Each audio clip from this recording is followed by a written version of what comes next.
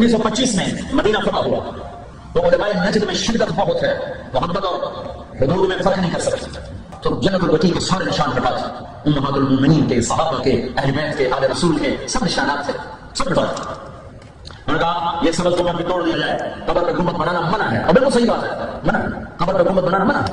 अब बिल्कुल सही बात है, मना। कब्र पे गुम्बद बनाना मना। अब बिल्कुल सही बात है, मना। कब्र पे गुम्बद बनाना मना, तो तोड़ दिया जाए। जब ये फतवा फैला दुनिया में तो इस पर रद्द अमल हुआ, ये क्यों तोड़ा जाए।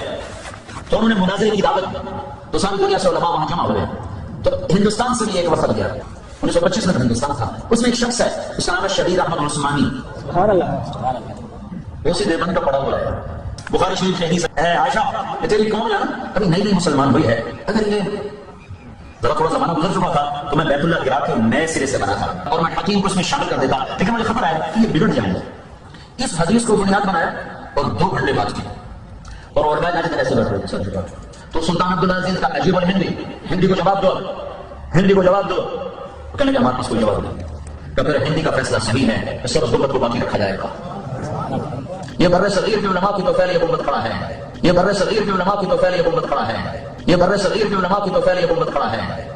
हाँ, अच्छा, खुद उसमें मान रहे हैं कि कब्रों पे इमारत बनाना गलत है, और वो मंसूब कर रहे हैं जी हमारे एक बाबा जी थे शबीर अहमद उस्मानी साहब, जिन्होंने मोहम्मद अली जिन्ना का जनाजा भी पढ़ाया था, तो उन्होंने वहां पे अरबियों को लाजवाब कर दिया। उनको व्हाट्सएप कॉल आई थी, एक दिन के अंदर ये सारे मजार गिर गए थे, सारे पूरा एक मॉब आया था। जब एक पूरा लश्कर किसी शहर में दाखिल होता है, गुम्बद खजरा खुद उन्होंने छोड़ा था।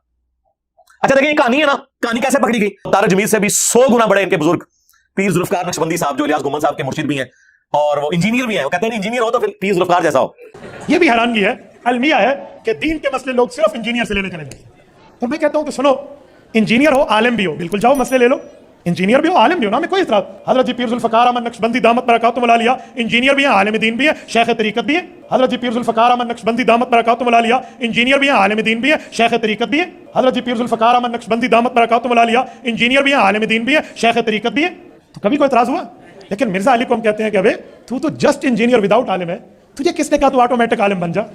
रिवोट आलिम नहीं चल सकता भाई, रिवोट हर काम करता है लेकिन उससे शादी नहीं हो सकती। इंजीनियर भी हैं और आलिम भी हैं। वो जो इंजीनियर भी आलिम भी हैं, वो भी रोते रोते बिना सुना रहे हैं स्टोरी। वो स्टोरी सुना रहे हैं कि अरब का काफिला देवबंद से पूछने के लिए आया कि दोस्तों ने गुम्बद खजरा क्या करना है, और वहां पे अशरी थानवी साहब भी थे, बाकी लोग भी थे। अच्छा, सिर्फ यहाँ पे बात खत्म। उन्होंने कहा जी लोग परेशान थे, क्या दलील वो देंगे। उन्होंने कहा हदीस तो बिल्कुल ठीक है बुखारी शरीफ की, हालांकि सर वो बुखारी नहीं हदीस मुस्लिम में है, पहली अपनी तस्दीक करो। इंजीनियर भी हैं और आलिम भी हैं और हदीस कह रहे हैं बुखारी में, वो मुस्लिम हदीस है, कब्रों पे इमारतें मत बनाओ। अगर ये इनके बारे में बड़ा ना क्लेम करते तो मैं इस रचिंग ना उतारता, ये हो सकता है किसी स्लिप ऑफ टंग, लेकिन मैंने वैसे बताया। दारुल देवबंद में सऊदी अरब से एक जमात आई उलमा की, तो मोहतरम साहब ने उन उलमा को कहा कि जी आप सब उलमा के सामने अपना मौक़िफ़ पेश करें, फिर जवाब हम देंगे। तो उनके जो अमीर थे वो खड़े हुए और उन्होंने बयान किया कि बुखारी शरीफ की हदीस है और इससे साबित होता है कि बिना अलल कबूर की इजाजत नहीं है। तो हमने जन्नत बकी के अंदर तो कब्रों पर जितनी इमारतें थी सब गिरा दी। अब मसला है गुम्बद खजरा का। उलमा की आंखों से आंसू जारी थे और रो रहे थे कि अल्लाह हमसे जवाब देने में कोई कोताही ना हो जाए, और कोई जरूरत नहीं कर रहा था उसके जवाब देने की। इतने में हजरत अकबर थानी रहमतुल्लाह अलैह खड़े हुए और हजरत ने फरमाया खड़े होकर, अल्हम्दुलिल्लाह अल्लाह ने इस मसले में मुझे शक्ल अता फरमा दी है। हजरत ने फरमाया उसकी वजह ये कि हदीस पाक के मुताबिक बिना अलल कबूर की इजाजत नहीं है, कि कब्र के ऊपर कोई इमारत, कोई कमरा, कोई जुब्बा कुब्बा बनाने की इजाजत नहीं है। गुम्बद खजरा का मामला अलग है। यहाँ इमारत पहले थी, ये हुजरे आयशा था और नबी इस्लाम की कब्र मुबारक बाद में इसके अंदर बनाई गई, लिहाजा अब इस इमारत को कोई बंदा गिरा नहीं सकता। ऐसा जवाब था कि वो लोग मुतमिन हो गए। गुम्बद खजरा आज भी है और काबिल उलमाए देवबंद की इसके नबी की दलील दे रहा है। गुम्बद खजरा आज भी है और काबिल उलमाए देवबंद की इसके नबी की दलील दे रहा है। गुम्बद खजरा आज भी है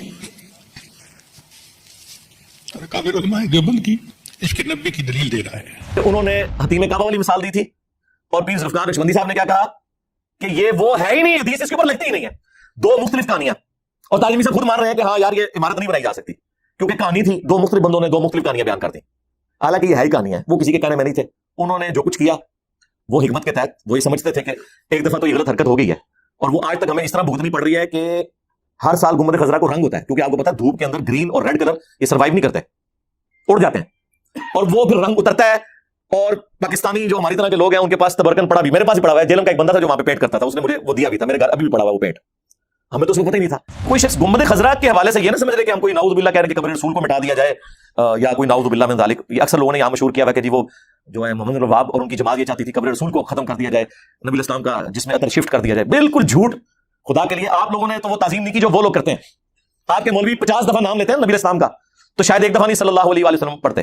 لیکن آپ حرم مکہ اور حرم مدینہ کے اماموں کو دیکھیں, اگر ان کے جملے میں 10 دفعہ نبی اسلام کا نام آ رہا ہے تو صلی اللہ علیہ وآلہ وسلم وہ پڑھتے ہیں. یہ ان کے روٹین کا حصہ ہے. آپ لوگ صرف انگوٹھے چومتے رہ جاتے ہیں. ہمیں تو یہ بھی بتایا گیا کہ گنبد خضرا کے اوپر سے کوئی جانور پرندہ گزرتا نہیں ہے. ہم نے اپنی گنہگار آنکھوں سے ایک دفعہ نہیں درجنوں دفعہ گنبد خضرا کی جو ٹپ ہے نا ایگزیکٹ اس کے اوپر پرندے بیٹھے ہوئے دیکھے ہیں. آپ گزرنے کی بات کر رہے ہیں, ایگزیکٹ جو اوپر ہلکی سی نوک بنتی ہے نا اس کے اوپر بھی پرندے بیٹھے ہوئے ہوتے ہیں.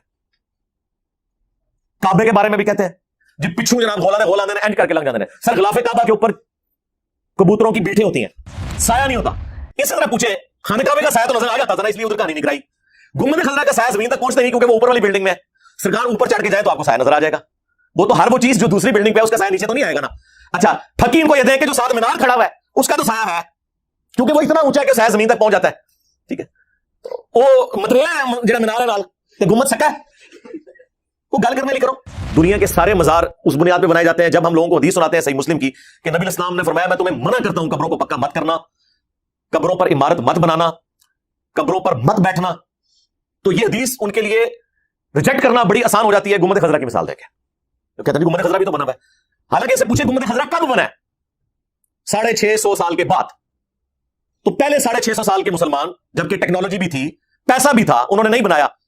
تو وہ کیا تھے؟ آخری آرگومنٹ پتا کیا, کیسے ہو سکتا ہے کہ قبر رسول کے اوپر گنبد ہو اور اللہ تعالیٰ یہ برداشت کر لینا فرمانی؟ تو اس کا جواب پھر ہم دیں گے.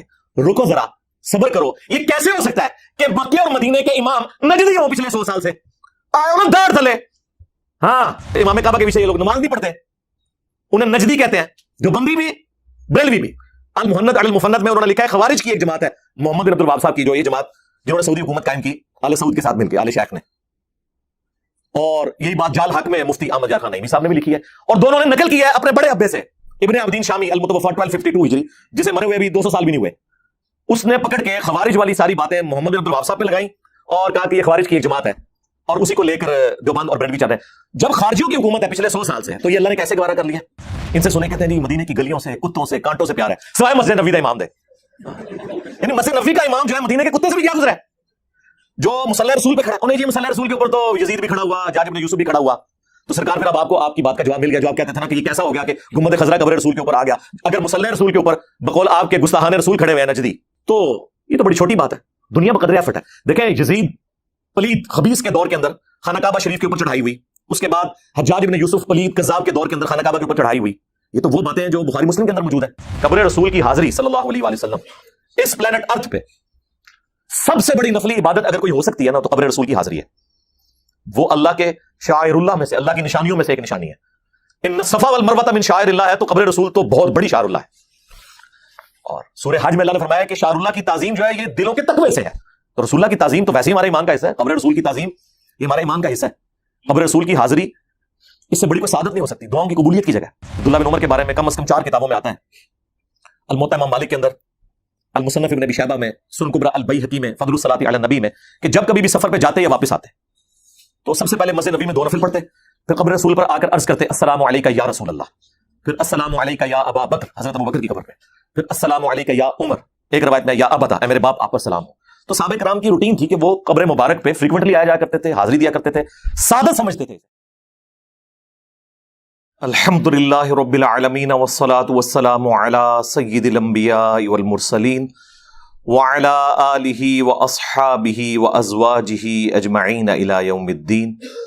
الحمدللہ آج 7 اکتوبر 2022 کو جمعے کے دن بمطابق 10 ربیع الاول 1444 ہجری میں ہمارا یہ پبلک سیشن نمبر 63 انشاءاللہ منعقد ہونے جا رہا ہے. آپ کے یہ سوالات پرچیوں کی شکل میں میرے پاس آ چکے ہوئے ہیں, ان کو ہم بعد میں ڈسکس کریں گے. پہلے آج ایک کرنٹ افیئر کے طور پر ایک ایشو تھا, ایک کلیریفیکیشن کہہ لیں, ایک رجوع کہہ لیں, وہ میں شروع میں ڈسکس کر لوں. وہ ہے میرے بھائیوں, پچھلے ویک میں نے میلاد مصطفیٰ صلی اللہ علیہ وآلہ وسلم کی محفل یہاں جو منعقد کی تھی اس کے اندر ایک چیز بتائی تھی، اس میں ایک تھوڑی سی کلیریفیکیشن ہے جو بعد میں مجھے پتہ چلی، تو میں نے کہا میں اسے ریکارڈنگ میں لے آؤں۔ میں نے بتایا تھا کہ 7ویں صدی ہجری جو ہے مسلمانوں کی اس امت میں، وہ بہت بڑا امتحان ہے۔ پہلی افتاد اس حوالے سے ٹوٹی کہ 7ویں صدی ہجری کے اندر جو ایوبی سلطنت تھی اس کا ایک بادشاہ تھا الملک المظفر المتوفی 630 ہجری۔ اس نے یہ مروجہ میلاد کا سلسلہ شروع کیا۔ اس سے پہلے میلاد اس طرح نہیں منایا جاتا تھا۔ اس سے پہلے وہی تھا جو حدیث کے اندر آیا صحیح مسلم میں کہ اللہ کے نبی علیہ السلام ہر پیر کو روزہ رکھتے تھے۔ پوچھا گیا پیر کا روزہ کیوں رکھتے ہیں؟ تو فرمایا فیہ ولدت وفیہ انزل علیہ، اس دن میں پیدا ہوا اور اس دن مجھ پر پہلی وحی نازل ہوئی۔ تو اللہ کے محبوب صلی اللہ علیہ وآلہ وسلم اپنی پیدائش کی خوشی میں اور نزول قرآن کی خوشی میں، یعنی جشن ولادت مصطفیٰ اور جشن قرآن صلی اللہ علیہ وآلہ وسلم، ان دونوں کی خوشی اکٹھی مناتے تھے پیر کا روزہ رکھ کر۔ یعنی میلاد ہر سال نہیں، ہر مہینے نہیں، بلکہ ہر ہفتے منایا جاتا تھا۔ پھر بعد میں یہ مروجہ سلسلہ شروع ہوا۔ یہ ایک سنی بادشاہ تھا۔ اسی 7ویں صدی ہجری کے اندر ایک اور سنی بادشاہ تھا جو میں نے پچھلی دفعہ بتایا کہ وہ فاطمی شیعہ تھا۔ وہ فاطمی شیعہ نہیں تھا بلکہ وہ بھی سنی بادشاہ ہی تھا اسی ایوبی سلطنت کا، جسے ایک سمجھ لیں بعد میں نام دیا گیا مملوک، جو ایک امپائر کھڑی ہوئی تھی۔ یہ دونوں بادشاہ جو ہیں وہ مملوک امپائر کے تھے، ایوبی سلطنت کے۔ اس کا نام تھا منصور قلاوون المتوفی 689 ہجری، یعنی 689 ہجری کے اندر وہ فوت ہوئے۔ یہ بن رہا ہے 1290 عیسوی ان کی جو سن وفات ہے۔ انہوں نے اپنے ایک مشیر، ظاہر مشیر اس قسم کے مشورے دیتے ہیں، ان کے کہنے کے اوپر کوئی منت مانی ہوئی تھی، تو 678 ہجری میں، یعنی نبی علیہ السلام کی وفات کے آلموسٹ 650 سال کے بعد، ایک لکڑی کا گنبد بنوا کر حجرہ عائشہ کی چھت کے اوپر رکھ دیا۔ اس وقت جس نے یہ مشورہ دیا تھا کمال احمد اس کا نام تھا۔ کچھ عرصے بعد اسے معزول کر دیا گیا کسی وجہ سے، تو لوگوں نے کہا کہ اسے سزا ملی ہے جو اس نے قبر رسول کے اوپر گنبد رکھوانے کا مشورہ دیا۔ یعنی اس وقت تک لوگ اسے معیوب سمجھتے تھے کہ یہ غلط کام ہو رہا ہے۔ آج آپ گنبد کے اوپر بات کریں تو لوگ اسے گستاخی سمجھتے ہیں۔ گنبد کی نسبت کب سے رسول اللہ کے ساتھ ہو گئی صلی اللہ علیہ وآلہ وسلم، کہ جس کی بنیاد خود رسول اللہ کی مخالفت پہ ہو۔ صحیح مسلم میں حدیث ہے، میں تمہیں منع کرتا ہوں قبروں کو پکا کرنے سے، قبروں پر عمارت بنانے سے، اور قبروں پر بیٹھنے سے۔ ڈائریکٹ قبر پہ بیٹھنا بھی حرام ہے، مجاور بن کے بیٹھنا بھی حرام ہے، بلکہ قبر کے اوپر ڈائریکٹ بیٹھنا تو اس درجے کا حرام ہے کہ صحیح مسلم میں حدیث ہے کوئی شخص کسی مسلمان کی قبر پہ بیٹھے، اس سے بہتر ہے کہ وہ شخص آگ کے انگاروں پر بیٹھے اور آگ اس کے کپڑوں کو اور کھال کو بھی جلا دینا، تو وہ عذاب کم ہے۔ اس کا عذاب بڑا ہونے والا ہے کہ کوئی شخص کسی مسلمان کی قبر پہ بیٹھتا ہے۔ تو قبروں پر عمارت بنانے سے منع کیا گیا تھا۔ حجرہ عائشہ جو ہے وہ نبی علیہ السلام کا پروٹوکول ہے۔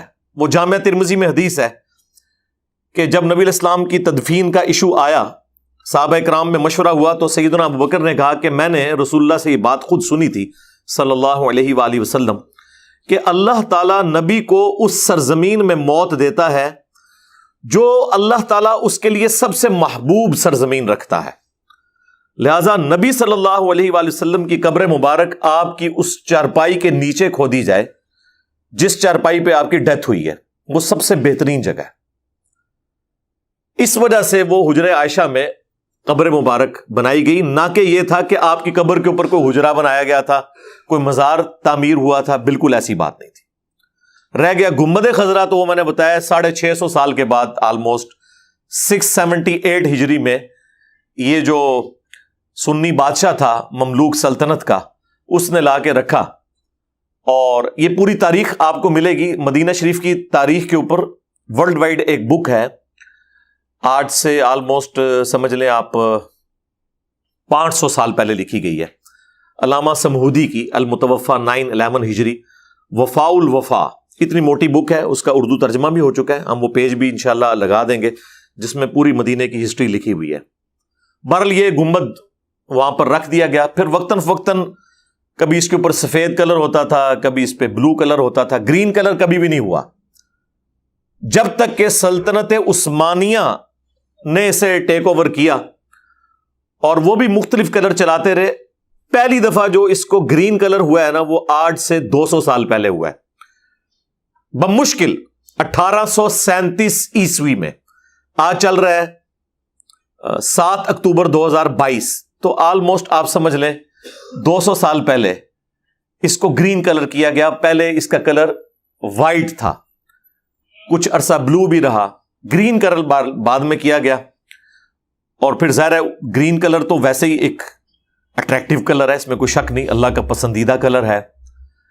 قرآن میں اللہ نے جنتیوں کا لباس بتایا کہ گرین ہوگا، سورہ الدہر کے اندر، اور جامع ترمذی میں، سنن نبی داؤد کے اندر حدیث موجود ہے کہ نبی علیہ السلام نے گرین کلر کے کپڑے بھی پہنے ہیں، تہبند بھی اور چادر بھی، کیونکہ آپ علیہ السلام کا عمومی لباس بھی احرام والا ہی ہوتا تھا۔ کبھی آپ کرتا بھی استعمال فرماتے تھے، زیادہ تر نیچے تہبند اور اوپر ایک چادر، تو وہ دونوں گرین چادریں آپ علیہ السلام نے استعمال کی ہیں۔ تو گرین کلر تو ظاہر ہے کہ اللہ تعالیٰ کا پسندیدہ ہے، پوری دنیا میں گرینری جو ہے اور جنت کی گرینری، اس کی تو مثالیں دی گئی ہیں۔ بہرحال وہ گرین کلر پھر مسلمانوں میں ایک رواج پکڑ گیا، اسی وجہ سے آپ دیکھتے ہیں مسلمانوں کے ملکوں کے جھنڈوں کے اوپر بھی گرین کلر آنا شروع ہو گیا، ایک پورا ٹرینڈ سیٹ ہو گیا۔ بہرحال اب وہ چیز تو بن گئی تھی، سب کو پتا بھی تھا کہ یہ سنت کی مخالفت ہے، لیکن کون بولے۔ 1926 کے اندر جب سعودی حکومت آئی ہے، ٹھیک ہے وہ ایک عرب امپیریلزم تھی، ہم اسے کوئی جہادی موومنٹ یا کوئی اسلامک موومنٹ نہیں کہتے سلفی تحریک کو، لیکن بہرحال اس کے کچھ پازیٹیو چیزیں بھی سامنے آئیں کہ عرب کی سرزمین سے بدعت کا خاتمہ ہوا، شرکی ایکٹیویٹیز کا خاتمہ ہوا، اور اس میں انہوں نے بڑی جرت کی، اور یہ جو بقیع غرقد قبرستان میں ایٹ لیسٹ آپ سمجھ لیں 10 تو بڑے بڑے مزار بنے ہوئے تھے، اور ان کی ریئل ٹائم جو بلیک اینڈ وائٹ پکچر ہے وہ آج بھی موجود ہے، وہ انشاءاللہ ہم اپنی ویڈیو میں ایڈ کر دیں گے۔ اس پکچر کے نیچے باقاعدہ لکھا ہوا ہے کہ یہ جو پہلا قبہ ہے یہ کس کا ہے، دوسرا کس کا ہے، تیسرا کس کا ہے، اور آلموسٹ 10-11 بڑے بڑے قبے بنے ہوئے ہیں۔ اس میں جو سب سے بڑا والا قبہ ہے اس میں سیدنا عباس بن عبد المطلب جو نبی علیہ السلام کے چچا تھے ان کی قبر ہے، اور ان کے ساتھ سیدہ فاطمہ سلام اللہ علیہا کی قبر ہے، اور سیدہ فاطمہ کے قدموں میں 4 اور قبریں ہیں، امام حسن ابن علی کی، سیدنا حسین کے جو بڑے بھائی تھے علیہ السلام اجمعین، ان کے ساتھ امام زین العابدین جو امام حسین کے بیٹے تھے، جو کربلا میں ایک اکیلے بچے تھے، اور ان کے ساتھ امام محمد باقر جو ان کے بیٹے، اور ان کے ساتھ امام جعفر جو امام باقر کے بیٹے تھے۔ یہ 4 قبریں جو ہیں وہ سیدنا عباس ابن عبد المطلب کے ساتھ سیدہ فاطمہ کی قبر مبارک اور ان کے قدموں میں، تو وہ ساری مزار اترنے کے بعد جو اب وہ شکل وہاں پہ نظر آ رہی ہے وہ بھی انشاءاللہ دکھا دیں گے۔ اسی طریقے سے نبی علیہ السلام کی جو ازواج مطہرات ہیں ان کی اکٹھے قبریں تھیں، ان کے اوپر ایک قبہ تھا، سیدہ حلیمہ سعدیہ کی قبر مبارک کے اوپر، اور امام مالک اور امام نافع کی قبر کے اوپر، سیدنا عثمان غنی رضی اللہ تعالیٰ عنہ کی قبر کے اوپر، سیدنا ابراہیم بن محمد جو نبی علیہ السلام کے بیٹے تھے ان کی قبر مبارک کے اوپر، یوں کافی سارے قبے تھے، وہ انشاءاللہ ہم لگا دیں گے، آپ کو آئیڈیا ہو جائے گا۔ بہرحال انہوں نے وہ سارے قبے توڑے، یہ کہتے ہیں مزارات شہید کیے ہیں، اور ہمارے جو شیعہ بھائی ہیں وہ 8 شوال کو ہر سال یہ دن مناتے ہیں. بھی شہید وہ چیز ہوتی ہے جو نبی الاسلام کے حکم کے مطابق بنائی جائے. جو چیز رسول اللہ کی نافرمانی پر بنی ہو اسے آپ شہید کیسے کہہ سکتے ہیں؟ اگر یہ اتنا ہی کوئی ثواب کا کام تھا تو خلفائے راشدین کر لیتے, مولا علی علیہ السلام کر لیتے. اب آپ یہ بھی نہیں کہہ سکتے کہ اس زمانے میں ٹیکنالوجی نہیں تھی. نبی علیہ السلام کی پیدائش سے بھی آلموسٹ 30-35 سال پہلے 537 عیسوی میں AD میں نبی علیہ السلام کی پیدائش ہوئی ہے 571 میں, اور میں بات کر رہا ہوں 537 میں آیا صوفیہ, یہ جو استنبول میں ہے, اتنا بڑا وہ ڈوم ہے اس کا جو پچھلے دنوں طیب اردگان نے کھول دیا دوبارہ سے. اس کا ڈوم جو ہے, اس کا جو قبہ ہے جو اوپر بنا ہوا, وہ تو گنبد خضرا سے بھی بہت بڑا ہے. کئی گنبد خضرا اس میں سے نکلے, اور وہ قبل از مسیح ہے. اس سے پہلے بھی بڑے بڑے اس طرح کی بلڈنگز بنتی تھیں. سیدنا عمر کے مبارک دور میں جب مسلمانوں کو آج کے اربوں ڈالر جزیہ مل رہا تھا رومن امپائر سے, اتنے ریسورسز تھے, تو سیدنا عمر ایک سونے کا گنبد بنا کے رسول اللہ کی قبر مبارک پہ رکھ سکتے تھے. نہیں رکھا, سیدنا علی نے نہیں رکھا. ہاں, بعد میں 72 ہجری میں, یعنی نبی علیہ السلام کی وفات کے آلموسٹ 61 ایئرز کے بعد, عبد الملک بن مروان نے 2 حصوں میں سلطنت بٹ گئی تھی. شام جو ہے وہ بنو امیہ کے پاس آ گیا تھا, حجاز جو ہے وہ آل زبیر کے پاس تھا, یہاں عبداللہ ابن زبیر تھے خلیفہ, وہاں پہ وہ تھا. تو عبد الملک بن مروان نے ڈوم آف دا راک, جو قبۃ الصخرہ ہے, یہ گولڈن ڈوم اتنا بڑا جو یروشلم میں بنا ہوا ہے, وہ بھی گنبد خضرا سے بہت بڑا ہے, وہ اس نے بنوایا نبی علیہ السلام کی اس چٹان کے اوپر جس سے نبی علیہ السلام معراج پہ تشریف لے گئے تھے. یعنی کسی قبر پہ نہیں بنایا. مسجد پہ آپ بنا سکتے ہیں, اور جگہوں پہ بھی, قبروں پہ بنانا منع ہے. اور بعد میں عبداللہ ابن زبیر کی شہادت جب ہوئی 74 ہجری میں حجاج ابن یوسف کے ہاتھوں, جو کہ خود گورنر تھا عبد الملک بن مروان کا, تو اس کے بعد تو عبد الملک بن مروان کی اوورال حکومت آ گئی. اس نے بھی نہیں جرت کی کہ میں نے ڈوم آف دا راک بنوایا ہے تو میں یہاں پہ بھی ایک ڈوم نبی علیہ السلام کی قبر مبارک پہ بنا دوں. انہیں پتا تھا یہ کام غلط ہے. 650 سال تک کسی کی جرت نہیں ہوئی, نہ بنو امیہ کی, نہ بنو عباس کی, کہ وہ یہ حرکت کرتے ہیں. بعد میں حرکت ہوئی ہے, اور وہ حرکت ایسی ہوئی ہے کہ وہ آج مسلمانوں کے گلے پڑ گئی ہے. دنیا کے سارے مزار اس بنیاد پہ بنائے جاتے ہیں. جب ہم لوگوں کو حدیث سناتے ہیں صحیح مسلم کی کہ نبی علیہ السلام نے فرمایا میں تمہیں منع کرتا ہوں قبروں کو پکا مت کرنا, قبروں پر عمارت مت بنانا, قبروں پر مت بیٹھنا, تو یہ حدیث ان کے لیے ریجیکٹ کرنا بڑی آسان ہو جاتی ہے گنبد خضرا کی مثال دے کے. کہتے ہیں گنبد خضرا بھی تو بنا ہوا ہے, حالانکہ اسے پوچھے گنبد خضرا کب بنا ہے؟ 650 سال کے بعد. تو پہلے 650 سال کے مسلمان, جبکہ ٹیکنالوجی بھی تھی, پیسہ بھی تھا, انہوں نے نہیں بنایا, تو وہ کیا تھے؟ اچھا, پھر آخری آرگومنٹ پتہ کیا ہے؟ کیسے ہو سکتا ہے کہ قبر رسول کے اوپر گنبد ہو اور اللہ تعالیٰ یہ برداشت کر لے نافرمانی؟ تو اس کا جواب پھر ہم دیں گے. رکو ذرا, صبر کرو. یہ کیسے ہو سکتا ہے کہ مکے اور مدینے کے امام نجدی ہوں پچھلے 100 سال سے, آئے نا داڑھ تھلے. ہاں, ادھر تو امام کعبہ کے پیچھے یہ لوگ نماز نہیں پڑھتے, انہیں نجدی کہتے ہیں. جو بندی بھی, بریلوی بھی. المحند علی المفند میں انہوں نے لکھا ہے خوارج کی ایک جماعت ہے, محمد بن عبد الوہاب صاحب کی, جو یہ جماعت جنہوں نے سعودی حکومت قائم کی آل سعود کے ساتھ مل کے, آل شیخ نے. اور یہی بات جال حق میں مفتی احمد یار خان نعیمی صاحب نے بھی لکھی ہے, اور دونوں نے نقل کی ہے اپنے بڑے ابے سے, ابن عابدین شامی المتوفا 1252 ہجری, جسے مرے ہوئے ابھی 200 سال بھی نہیں ہوئے. اس نے پکڑ کے خوارج والی ساری باتیں محمد بن عبد الوہاب صاحب پہ لگائیں اور کہا کہ یہ خوارج کی ایک جماعت ہے, اور اسی کو لے کر دیوبند اور بریلوی چل رہے ہیں. جب خارجیوں کی حکومت ہے پچھلے 100 سال سے, تو یہ اللہ نے کیسے گوارا کر لیا؟ تو یہ جذباتی باتیں ان سے سنے، کہتے ہیں جی مدینے کی گلیوں سے، کتوں سے، کانٹوں سے پیار ہے، سوائے مسجد نبوی دا امام دے.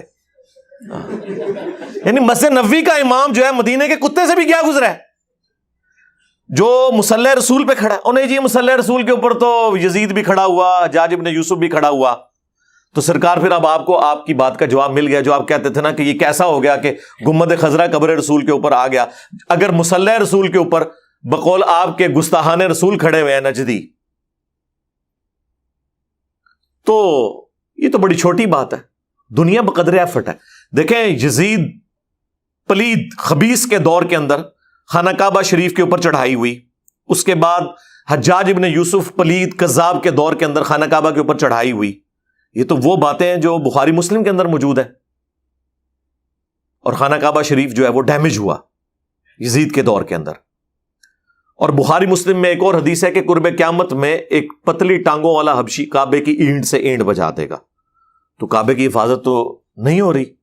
ابراہ کے لشکر سے ایک دفعہ حفاظت ہوئی ہے، یا پھر قرب قیامت میں دجال کے اگینسٹ مکہ مدینے کی حفاظت ہے. اس دوران تو مختلف اوقات کے اندر مختلف لوگ حکمران رہے ہیں جو ایک دوسرے کو کافر بھی سمجھتے رہے ہیں. اس سے کیا فرق پڑتا ہے؟ اب اس طرح کے دلائل دینا کہ جی وہاں پہ کیسے ہو سکتا ہے کہ وہاں پہ گنبد تعمیر ہو جائے، یہ بالکل جذباتی باتیں ہیں. عقل کے ناخن لے. ہم یہ باتیں صرف اس لیے کرتے ہیں تاکہ آپ کو پتہ چلے کہ آپ نے رسول اللہ کی بات ماننی ہے صلی اللہ علیہ وآلہ وسلم، یا وہ لوگ جنہوں نے رسول اللہ سے بغاوت کر کے یہ گنبد رکھا ہے ان کے ساتھ آپ نے عقیدت رکھنی ہے. یعنی ہمارا اس وقت گنبد کے ساتھ ٹکراؤ نہیں ہے، یہ گنبد کا ٹکراؤ رسول اللہ کی ذات کے ساتھ ہے. پھر آخری اربع ان کے پاس پتہ کیا ہے؟ وہ جی دیکھیں یہ جو مسلم کی حدیث ہے نا قبروں پر عمارتیں مت بناؤ، تو وہ علا کے الفاظ ہیں وہاں پر. تو علا جو ہوتا ہے وہ آن کے لیے ہوتا ہے، اور قبر جو ہے وہ اس کے اوپر جو گنبد ہے وہ علا نہیں ہوتا بلکہ اپون ہوتا ہے. اس کے لیے فوق کا لفظ عربی میں استعمال ہوتا ہے. ہاں ایگزیکٹ اگر قبر رسول کے اوپر کوئی بلڈنگ کھڑی کرتا جس طرح کے سارے مزاروں پہ ہوئی ہے، اتنی اونچی اونچی قبریں بنائی ہوئی ہیں، ہاں تو غلط ہوتا. یہ اوپر ڈوم جو ہے نا، یہ یار یہی بات صحابہ تابعین تبع تابعین خلفاء راشدین کو نہیں پتا تھی تو انہوں نے کیوں نہیں ڈوم رکھا، جبکہ اسی زمانے کے اندر اور ڈوم رکھے جا رہے ہیں. کس طرح الفاظ کے ساتھ یہ کھلواڑ کرنا شروع کرتے ہیں. ہمارے استاد غلام سو سعیدی صاحب فوت ہو گئے، اللہ تعالیٰ ان کی مغفرت کرے. مفتی منیب الرحمان صاحب کے مدرسے میں شیخ الحدیث تھے. 22 مارچ 2007 کو میری ان سے ملاقات ہوئی. میں اپنے آفس کے کام کے سلسلے میں بلوچستان گیا ہوا تھا، تو واپسی پہ ہم کراچی رکے. ہمارا آفس کا ہاسٹل جو ہے وہ ڈیفینس کراچی میں تھا. تو میں نے کہا چلیں غلام سو سعیدی صاحب سے ملاقات کر لیں، ان کو اتنے عرصے سے ہم پڑھ رہے تھے. شرح صحیح مسلم پڑھی، ان کی تبیان القرآن، قرآن کی تفسیر پڑھی. تو گپ شپ ہوئی. اینڈ پہ انہوں نے مجھے اپنا نمبر بھی دیا. تو جب میں واپس اسلام آباد آیا تو یہ قبروں پہ عمارت کا مسئلہ میں نے وہاں پہ دیکھا، تو وہ انہوں نے بھی اس قسم کی بحثیں کی ہوئی نا. تو میں نے انہیں فون کیا. میں نے کہا حضرت یہ مسلم شریف کی آپ نے شرح لکھی ہے، اس میں تو قبروں پہ عمارت بنانا منع ہے. انہوں نے کہا جی قبروں پہ عمارت اعلی قبر ہونا پھر تو منع ہے، فوق القبر ہو، اپون ہو تو پھر جائز ہے. یعنی یہ اب جس طرح یہ بال پوائنٹ جو ہے یہ آن ہے اور یہ اپون ہے. تو وہ کہتے ہیں قبر کے ایگزیکٹ اوپر بلڈنگ ہونا وہ غلط ہے، جو اوپر سائڈوں سے اٹھائی جاتی ہے نا وہ ٹھیک اندازہ کریں. میں نے کہا ٹھیک ہے کوئی مسئلہ نہیں ہے. میں نے کہا آپ یہ کہنا چاہ رہے ہیں کہ ایک قبر بنی ہوئی ہے، اس قبر کو کوئی شخص اونچا کرتے کرتے اوپر تک لے آئے، اور صحیح بخاری میں موجود ہے کہ نبی علیہ السلام کی قبر مبارک ایک بالشت اونٹ کی کوہان جتنی اونچی ہے، اتنی آپ قبر اونچی رکھ سکتے ہیں، اس سے زیادہ نہیں. یعنی آپ سمجھ لیں 10 انچ کہہ لیں، زیادہ 9-10 انچ. تو خود احمد بریلوی صاحب کی قبر بھی اتنی ہے، اندازہ کریں. جن کے اوپر پورا بریلوی فرقہ کھڑا ہوا ہے نا، انہوں نے اپنی قبر اونچی نہیں بنوانے دی، ان کی قبر بھی اتنی ہی ہے. تو میں نے کہا کہ یعنی آپ کہہ رہے ہیں کہ قبر کے اوپر آپ بلڈنگ بنائیں اور اسے کھینچتے ہوئے اوپر لاتے جائیں 3 یا 4 فٹ اونچی کرتے. کہتے ہیں ہاں یہ والی منع ہے. میں نے کہا جس طرح داتا دربار میں ہے کہ قبر جو ہے بیسمنٹ میں ہے اور اس سے گھسیٹ کے اوپر تک لائے ہوئے ہیں فرسٹ فلور کے اوپر نہ لٹھوس. کہتے ہیں نہیں آپ کو بتا دیا. میں نے کہا یہ بتائیں نا, یہی والی آپ کہہ رہے تھے نا, تو آپ کے تو سارے مزار اسی طرح بنے ہوئے ہیں. کوئی آپ مجھے مزار بتائیں جو ایک بالشت ہو. ساروں کے اوپر انہوں نے ایگزیکٹ قبر کے اوپر ہی بلڈنگ کھڑی کی ہوتی ہے. تو جو یہ بلڈنگ خود بھی غلط سمجھتے ہیں نا, وہ بھی انہوں نے کھڑی کی ہوئی ہے. آپ ملتان کسی مزار کے اوپر چلے جائیں, وہاں پہ بھی مزاروں پہ آپ دیکھیں ان کے اوپر ہی بلڈنگز کھڑی کی ہوئی ہیں. تو یہ صرف تماشا انہوں نے کیا ہوا ہے. انہیں بھی پتا ہے کہ یہ غلط کام ہوا ہوا ہے. اور طارق جمیل صاحب کی ایک ویڈیو چڑھی ہوئی ہے اور وہ اس میں کہتے ہیں کہ جی یہ جو گنبد خضرا ہے یہ علماء دیوبند نے بچا لیا. بڑا چنگا کام کیتا انہوں نے بچا کے, بڑا ہی چنگا کام کیتا ہے.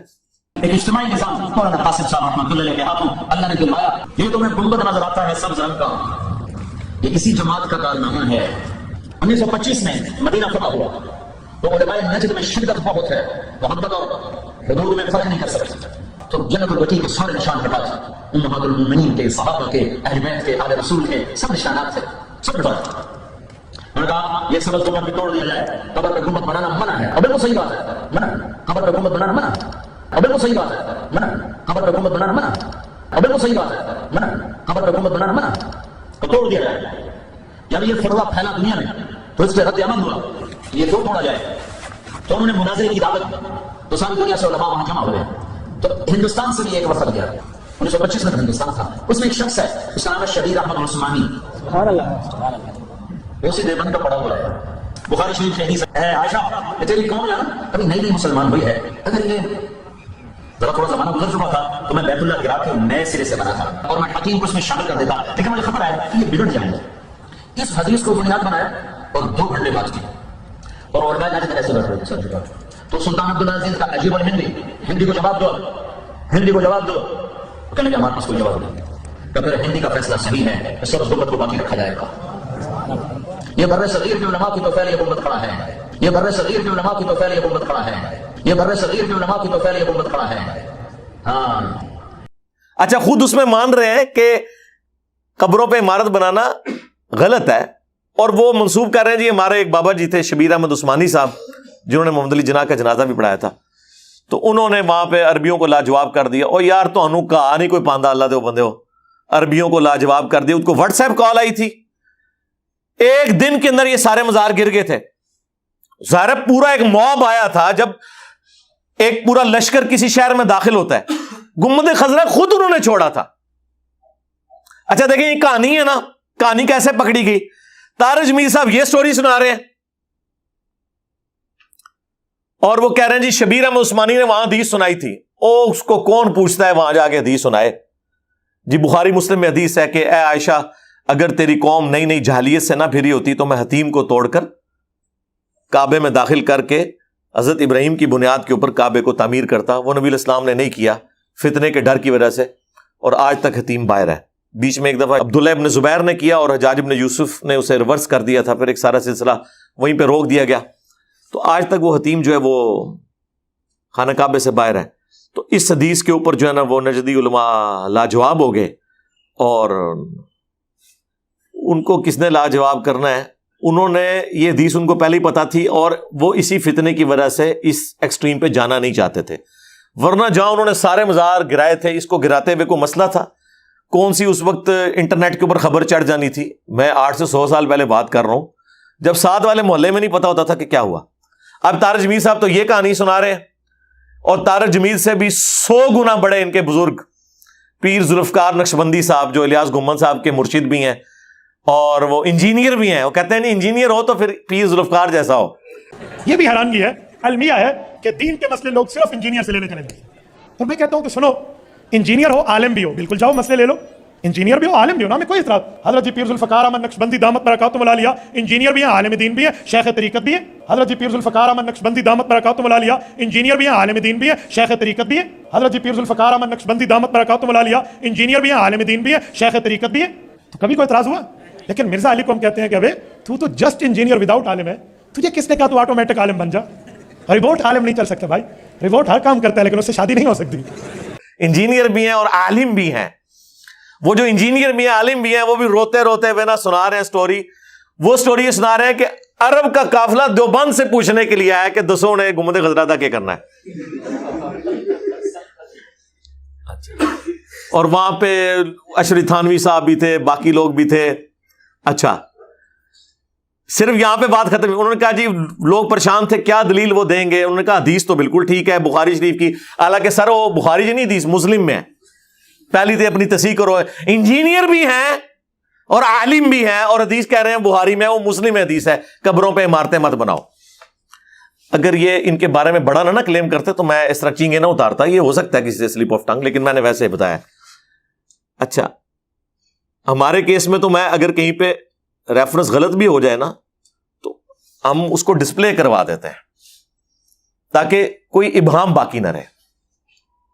अच्छा, वो जो इंजीनियर भी हैं और आलिम भी हैं, पता क्या उन्होंने जवाब दिया? उन्होंने कहा जी उलमा देवबंद ने, उलमा अरब जो उनको पूछने आए इधर, अच्छा, उनको कहा कि जी ये जो हदीस है ना, इस हदीस का मतलब ये है कि आपने कब्र के एग्जैक्ट ऊपर इमारत नहीं बनानी, जो गुंबद है वो फौक बना हुआ है, लिहाजा ये वाला जो मसला है ये उस कैटेगरी में फॉल ही नहीं करता।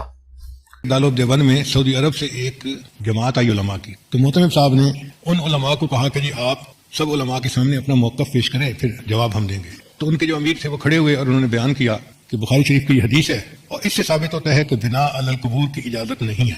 तो हमने जन्नत बकी के अंदर तो कब्रों पर जितनी इमारतें थी सब गिरा दी। अब मसला है गुंबद खजरा का। उलमा की आंसू से आंसू जारी थे और रो रहे थे कि अल्लाह हमसे जवाब देने में कोई पता ही ना हो जाए, और कोई जुर्रत नहीं कर रहा था उसके जवाब देने की। इतने में हज़रत अब्बास थानी रहमतुल्लाह अलैह खड़े हुए और हज़रत ने फरमाया खड़े होकर, अल्हम्दुलिल्लाह अल्लाह ने इस मसले में मुझे शक्ल सदर का फरमा दी है। हज़रत ने फरमाया उसकी वजह ये कि हदीस पाक के मुताबिक बिना अलल कबूर की इजाज़त नहीं है, कि कब्र के ऊपर कोई इमारत, कोई कमरा, कोई जुब्बा कुब्बा बनाने की इजाज़त नहीं है। गुंबद खजरा का मामला अलग है। यहाँ इमारत पहले थी, ये हुजरे आयशा था और नबी इस्लाम की कब्र मुबारक बाद में इसके अंदर बनाई गई, लिहाजा अब इस इमारत को कोई बंदा गिरा नहीं सकता। ऐसा जवाब था कि वो लोग मुतमिन हो गए। गुंबद खजरा आज भी है। काबिर उलमा देवबंद की इसके नबी की दलील दे रहा है। गुंबद खजरा आज भी है। काबिर उलमा देवबंद की इसके नबी की दलील दे रहा है। गुंबद खजरा आज भी है। काबिर उलमा देवबंद की इसके नबी की दलील दे रहा है। अच्छा, तारिक जमील साहब ने क्या कहानी करवाई कि उन्होंने हतीम काबा वाली मिसाल दी थी, और पीर जुल्फकार नक्शबंदी साहब ने क्या कहा कि ये वो है ही नहीं, हदीस इसके ऊपर लगती ही नहीं है। दो मुख्तलिफ कहानियां, और तारिक जमील साहब खुद मान रहे हैं कि हाँ यार ये इमारत नहीं बनाई जा सकती, क्योंकि कहानी थी, दो मुख्तलिफ बंदों ने दो मुख्तलिफ कहानियां बयान कर दी। हालांकि ये है ही कहानी है, वो किसी के कहने में नहीं थे। उन्होंने जो कुछ किया वो हिकमत के तहत, वो ये समझते थे कि एक दफा तो ये गलत हरकत हो गई है, और वो आज तक हमें इस तरह भुगतनी पड़ रही है कि हर साल गुंबद खजरा को रंग होता है, क्योंकि आपको पता है धूप के अंदर ग्रीन और रेड कलर ये सरवाइव नहीं करते, उड़ जाते हैं, और वो फिर रंग उतरता है। और पाकिस्तानी जो हमारी तरह के लोग हैं उनके पास तबरकन पड़ा भी, मेरे पास ही पड़ा हुआ है। जेलम का एक बंदा था जो वहां पे पेंट करता था, उसने मुझे वो दिया भी था, मेरे घर अभी भी पड़ा हुआ है वो पेंट। हमें तो उस वक्त पता ही नहीं था। हमें तो ये भी बताया गया जी गुंबद खजरा के ऊपर से कोई जानवर परिंदा गुजरता नहीं है। हमने अपनी गुनहगार आंखों से एक दफा नहीं दर्जनों दफा गुंबद खजरा की जो टिप है ना, एग्जैक्ट उसके ऊपर परिंदे बैठे हुए देखे हैं।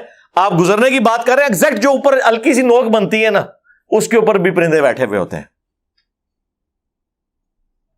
काबे के बारे में भी कहते हैं जी पिछू जनाब गोल आंदे ने इंज करके लंघ जाते हैं। सर गिलाफे काबा के ऊपर कबूतरों की बीठें होती हैं, साया नहीं होता। इनसे जरा पूछें, खाने काबे का साया तो नजर आ जाता था ना, इसलिए उधर कहानी नहीं कराई।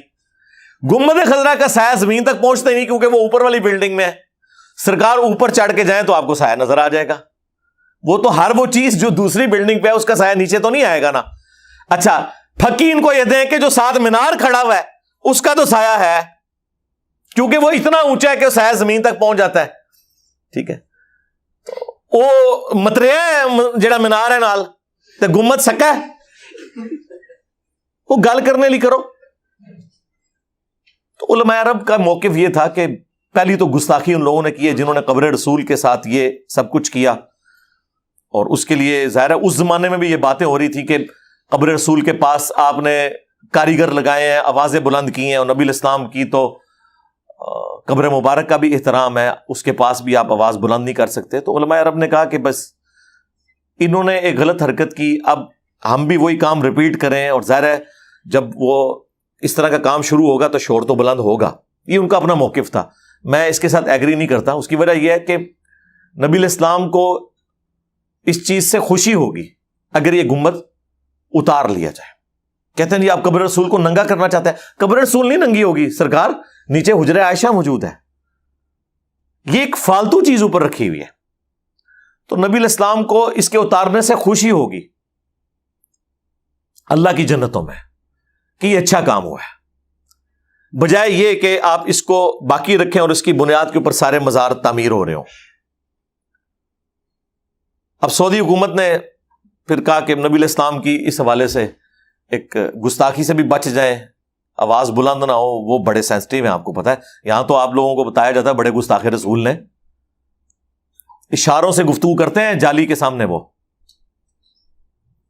کوئی وہاں پہ کھڑا ہو کے زیادہ دیر سلام پڑھنا شروع کر دے اور پیچھے لائن میں رش لگ جائے تو وہ ہاتھوں سے اشارہ کرتے ہیں ایسے، اور ان کو یہ نظر آ رہا ہوتا ہے کانڈ کر کے کھلوتے ہیں.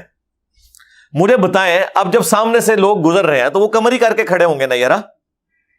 اور نبی الاسلام کی کہاں سے گستاخی ہوگی؟ اس کے پیچھے جالیاں ہیں، جالیوں کے پیچھے پردے ہیں، دیوار ہے، اور پھر اندر ایک بلڈنگ ہے، اور اس کے اندر مبارک قبریں ہیں جو کہ سیل ہیں پچھلے آلموسٹ سمجھ لیں 1200 سال سے، 1200 سال بھی نہیں، آپ کے 1300 سال سے، عمر بن عبدالعزیز کے دور سے، جو صحیح بخاری میں آتا ہے کہ حجرہ عائشہ کی دیوار گر گئی تھی ولید بن عبد الملک کے دور میں، نبی الاسلام کی وفات کے آلموسٹ 67 ایئرس کے بعد.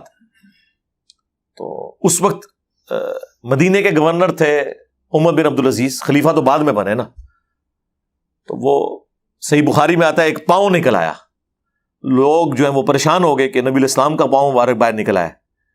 تو عروہ ابن زبیر کو بلایا گیا جو حضرت عائشہ کے بھانجے بھی تھے، محرم بھی تھے، وہ حجرہ عائشہ میں فریکوینٹلی آتے تھے، انہیں قبروں کی لوکیشن کا پتہ تھا. تو انہوں نے کہا کہ یہ حضرت عمر کا پاؤں ہے، یہ نبی الاسلام کا پاؤں مبارک نہیں ہے.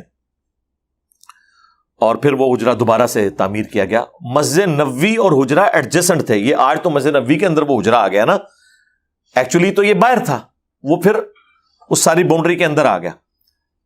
تو آپ دیکھ لیں حضرت عمر کا پاؤں مبارک سلامت تھا، لیکن وہ آخرت کی زندگی تھی، ورنہ اتنے سارے لوگ ایک بندے کے پاؤں کو دیکھنے کے لیے کھڑے ہیں تو پاؤں ہی اندر کر لینا ایسے کر کے. نہیں کیا، لوگوں نے پکڑ کے اندر کیا ہے پاؤں. آج بھی آپ قبر رسول کھولیں تو نبی الاسلام ویسے ہی ہوں گے جس طرح آپ کو دفنایا گیا تھا، بالکل کوئی موومنٹ نہیں ہوگی، کوئی سانس نہیں ہوگی، کیونکہ وہ آخرت کی زندگی ہے. جسم مبارک بالکل سلامت. ابو داؤد میں حدیث ہے، اور یہ حدیث مشکات میں بھی ہے. اکا دکا محدثین نے اختلاف کیا، لیکن انہوں نے بھی صرف حدیث کی متن پہ نہیں سند پہ کیا ہے. متن کو وہ درست سمجھتے ہیں کہ ان اللہ حرم علی الارض ان تاکل اجساد الانبیاء، بے شک اللہ تعالیٰ نے حرام کیا ہے نبیوں کے حق میں کہ مٹی ان کے جسموں کو کھائے.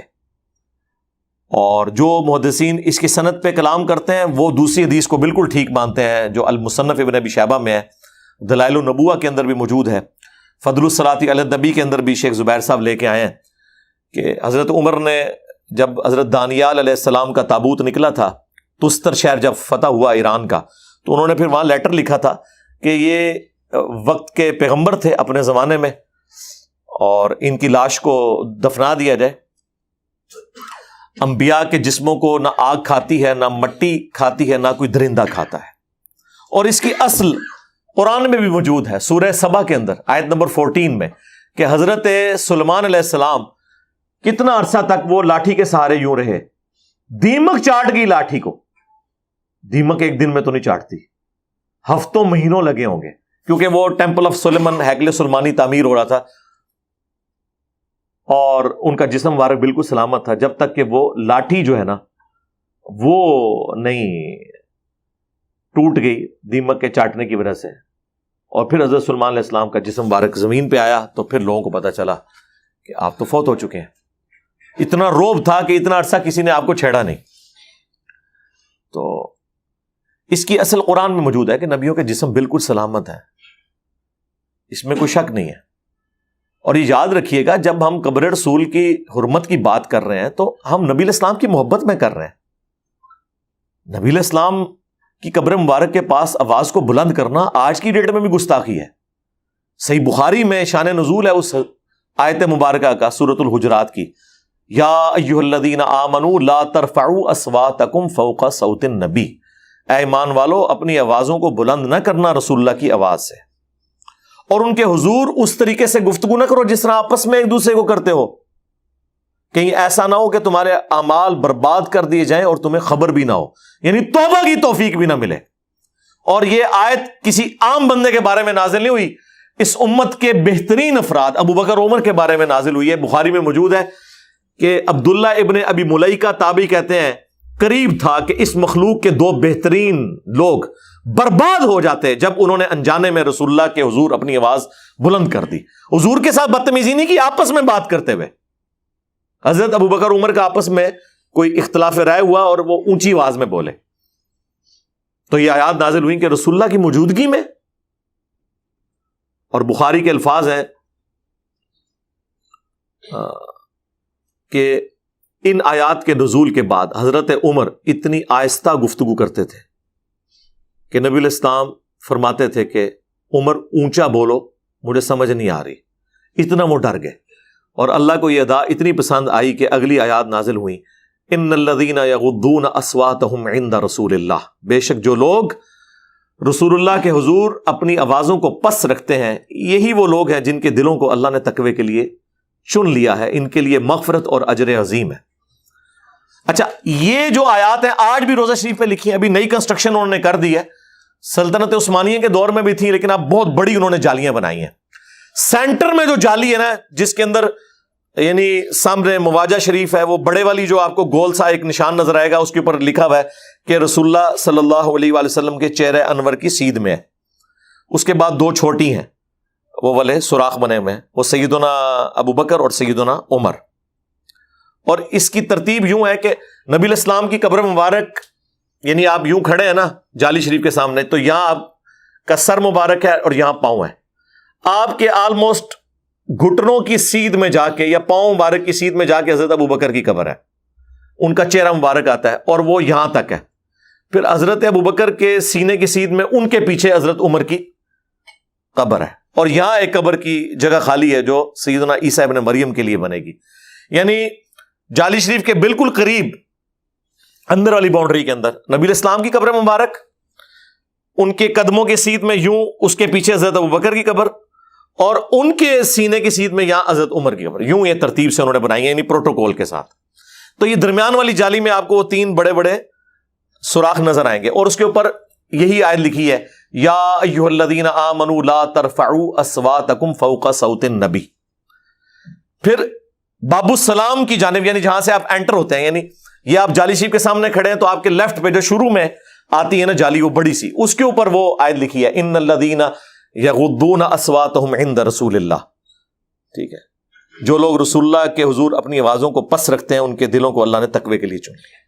اور جب آپ حاضری دے کے باہر نکلنے لگتے ہیں نا، تو تیسرا جو جالی کا پورشن ہے نا باب البقی کی جانب، اس کے اوپر وہ آیت لکھی ہے، ما کان محمد ابا احد من رجالکم ولکن رسول اللہ وخاتم النبیین، ختم نبوت والی آیت۔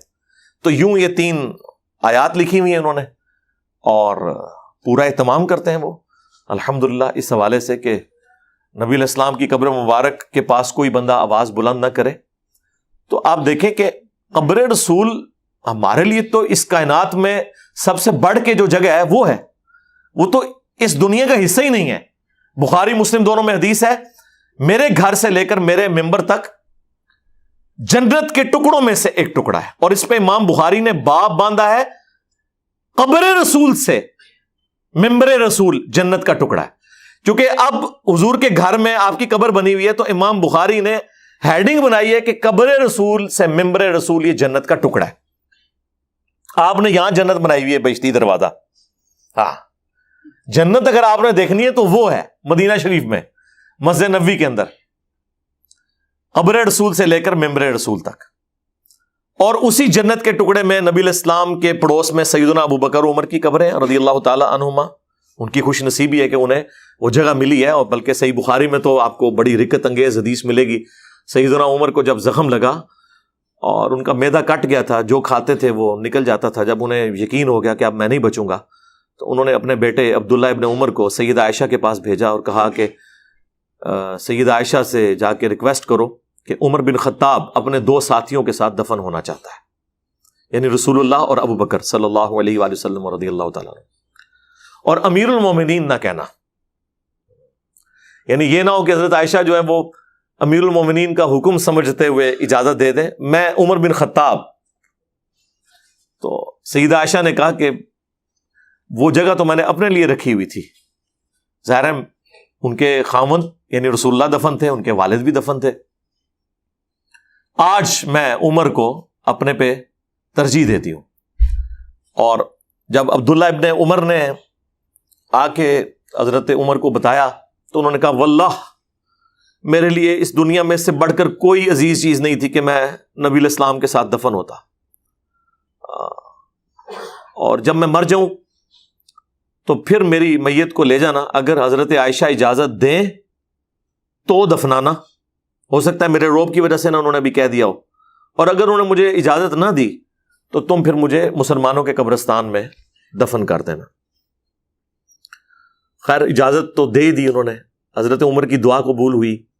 صحیح بخاری میں موجود ہے حضرت عمر دعا کیا کرتے تھے، اللہم ارزقنی شہادۃ فی سبیلک واجعل موتی فی بلد رسولک صلی اللہ علیہ وآلہ وسلم. اے اللہ مجھے اپنے راستے میں شہادت کی موت دینا اور اپنے رسول صلی اللہ علیہ وآلہ وسلم کے اس شہر مدینہ میں موت دینا. دونوں دعائیں قبول ہوئیں. شہادت کی موت، مسجد نبوی میں زخم لگا، مدینہ شریف میں دفن بھی ہوئے. اور صحیح مسلم میں حدیث ہے کہ اہل مدینہ کی نبی علیہ السلام نے کہا میں شفاعت کروں گا قیامت والے دن جو مدینے کے مصائب پہ صبر کرے گا. اور جامع ترمذی میں حدیث ہے تم میں سے جو مر سکتا ہے مدینے میں مرے، کیونکہ اہل مدینہ کی میں شفاعت کروں گا، بشرطے کہ وہ آپ کے فرقے کا ہوا.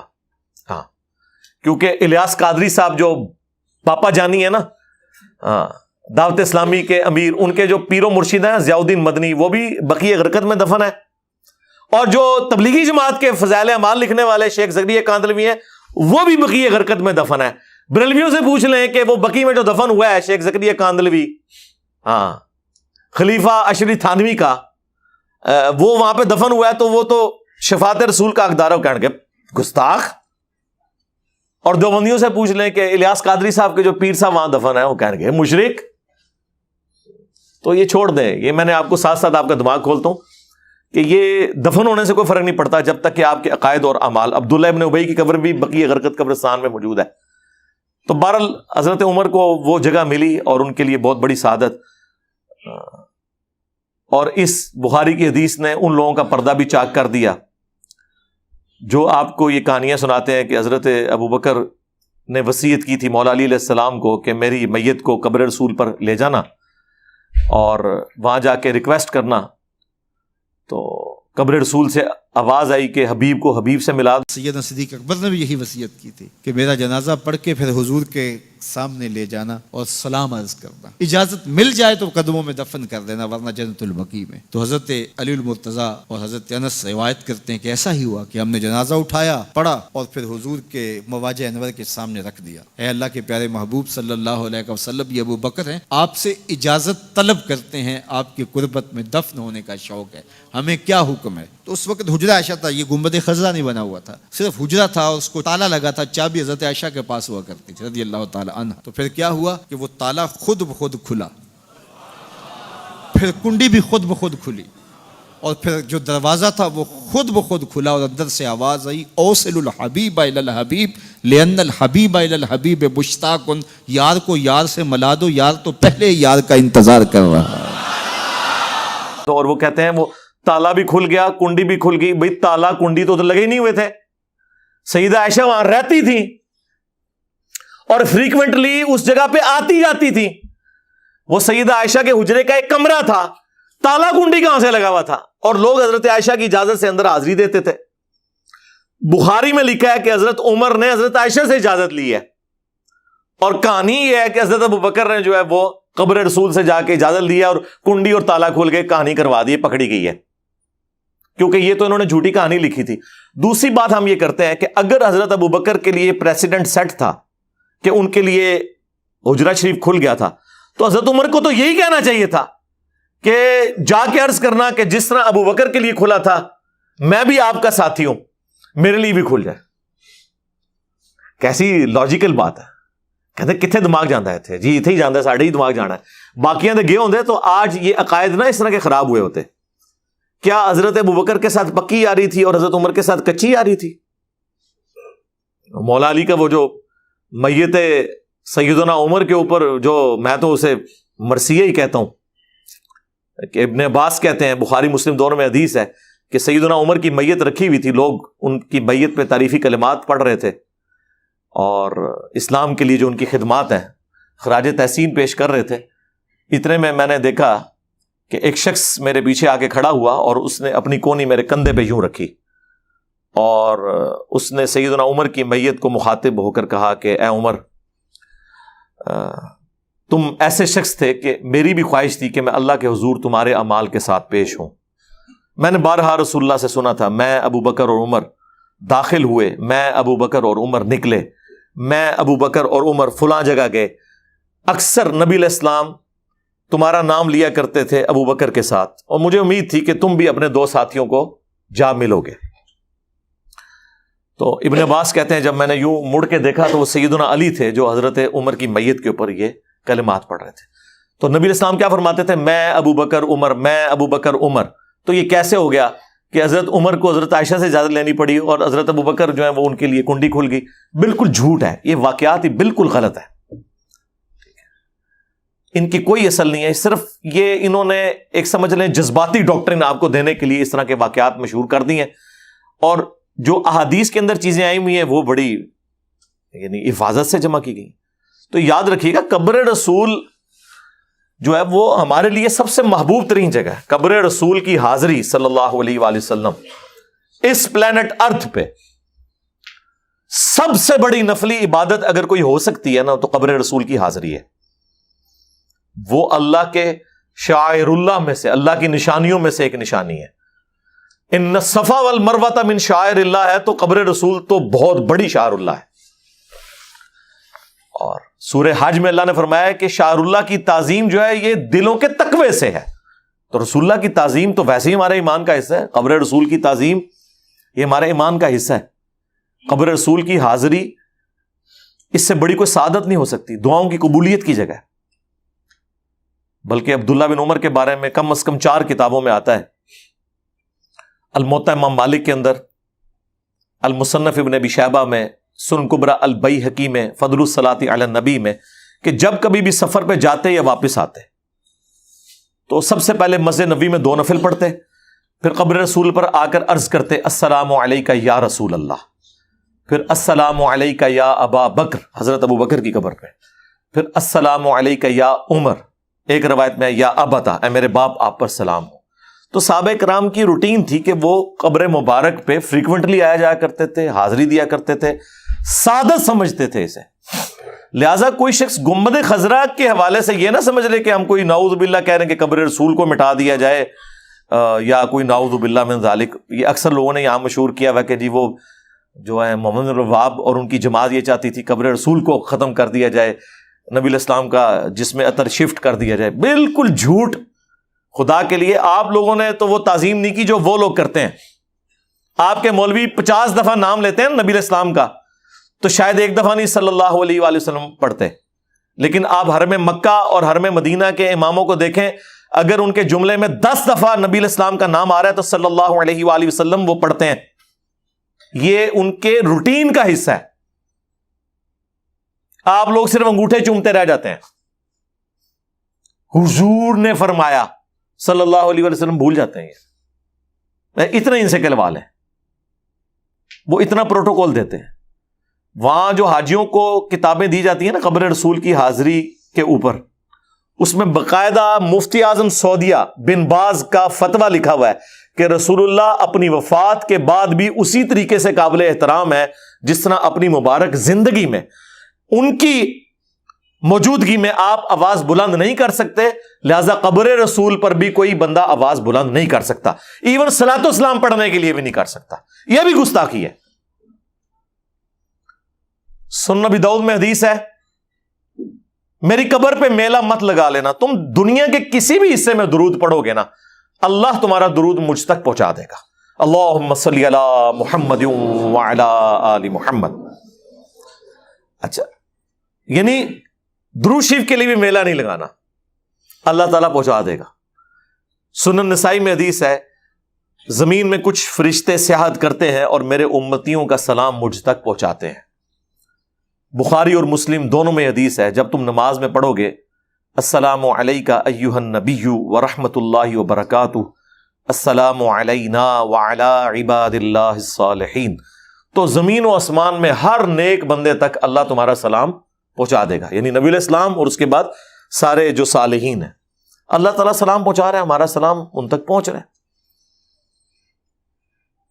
ہاں، قبر رسول پہ ذرا ایک پروٹوکول ہے، وہ سنن نبی داؤد میں حدیث ہے، مشکات میں موجود ہے کہ جو شخص، اور یہ قبر رسول والے چیپٹر کے اندر، قبرستان والے چیپٹر میں امام داؤد لے کے آئے کہ جو شخص نبی علیہ السلام کی قبر پہ سلام عرض کرتا ہے نا، تو نبی علیہ السلام نے فرمایا کہ اللہ تعالیٰ میری روح لوٹا دیتا ہے اور میں اس کے سلام کا بھی جواب دیتا ہوں. لیکن یہ روح لوٹنا بھی برزخی ہے، سلام کا جواب بھی برزخی ہے. کوئی فزیکلی نہ سن سکتا ہے نہ اسے ریکارڈ کر سکتا ہے. یہاں سے تو ہمارا پہنچایا جاتا ہے نا، اور پھر نبی علیہ السلام سلامتی کی دعا ہمارے لیے کر دیتے ہیں. لیکن جو قبر رسول پہ عرض کرتا ہے اسے اللہ تعالیٰ ڈائریکٹ، یعنی سمجھ لیں وہ نبی علیہ السلام تک پہنچتا ہے اور نبی علیہ السلام ریئل ٹائم اسے جواب دیتے ہیں. اور بہت بڑی سعادت ہے. قبر رسول کی حاضری تو ایک ایکسٹراڈنری چیز ہے. اس لیے جو لوگ مدینہ شریف رہتے ہیں یا حج اور عمرے پہ جائیں تو جتنی دفعہ موقع ملے روضہ شریف پہ حاضری دیں، سلام عرض کریں. دیکھیں قبر رسول پہ آپ کی حاضری ہو اور ہر دفعہ نبی علیہ السلام کو آپ سلام عرض کریں اور آپ کی طرف سے جواب آئے سلامتی کا، تو اس سے تو بڑی کوئی چیز نہیں ہو سکتی ہے. کوئی شخص نبی علیہ السلام کی دعاؤں کا حصہ اسے ملے. اور جو بیچارے نہیں جا سکتے ان کے لیے بھی اللہ کے نبی علیہ السلام نے یہاں بڑا آسان سلسلہ رکھ دیا ہے. صحیح مسلم میں حدیث ہے، جو شخص اذان کا جواب دے، یعنی وہی کلمات ریپیٹ کرے، حی علی الصلاۃ حی علی الفلاح پہ لا حول ولا قوۃ الا باللہ، اور باقی سارے کلمات مؤذن کے ساتھ ساتھ ریپیٹ کرنے ہیں، اور اس کے بعد مجھ پر درود شریف پڑھے اور الوسیلہ والی دعا مانگے. اس حدیث کا کچھ حصہ بخاری میں بھی موجود ہے، مسلم میں تفصیل کے ساتھ ہے. تو میری شفاعت اس کے لیے حلال ہو جائے گی. یعنی آپ یہاں بیٹھ کے اذان کا جواب دے کر درود شریف پڑھ کر وسیلہ والی دعا مانگ کر، جو اذان کے بعد کی دعا ہے، تو آپ اللہ کے نبی علیہ السلام کی شفاعت کے حقدار ہو سکتے ہیں. اللہ سے یہ دعا آپ کر سکتے ہیں، آپ کو شفاعت مل جائے گی. اس کے لیے وہاں جانا کوئی ضروری نہیں ہے. باقی جامع ترمذی میں حدیث ہے کہ جو شخص ذکر اور درود شریف کے ذریعے اللہ کی طرف متوجہ ہوتا ہے تو اللہ تعالیٰ اس کی دعا قبول کرتا ہے. نبی علیہ السلام نے اس صحابی کے لیے فرمایا تھا، سل تعطا سل تعطا، مانگ تجھے دیا جائے گا، مانگ تجھے دیا جائے گا. جس نے اللہ کے ذکر اور درود شریف کے ذریعے دعا مانگی تھی، اور جس نے بغیر ذکر و درود کے دعا مانگی اس کو آپ نے بلا کے تعلیم کیا اور فرمایا سائل نے جلدی کی، پہلے اللہ کی حمد کرو، پھر درود شریف پڑھو، پھر اللہ سے مانگو. اور نماز میں ہم دیکھیں پہلے اللہ کی حمد کرتے ہیں، التحیات للہ والصلوات والطیبات، پھر سلام عرض کرتے ہیں، پھر درود شریف پڑھتے ہیں، اور اس کے بعد پھر اینڈ پہ جا کے دعائیں مانگتے ہیں. بخاری مسلم کے الفاظ ہیں، جب تم درود شریف پڑھ چکو تشہد میں، اس کے بعد جو چاہو اپنے رب سے مانگو. جتنی مسنون دعائیں ہیں عربی زبان کے اندر جتنی بھی آئی ہوئی ہیں، اور ایون مسنون نہ بھی ہوں، الفاظ درست ہوں، عربی میں آپ نماز کے اندر مانگیں. دعاؤں کی قبولیت کی جگہ ہے تشہد اور دوسرا سجدہ.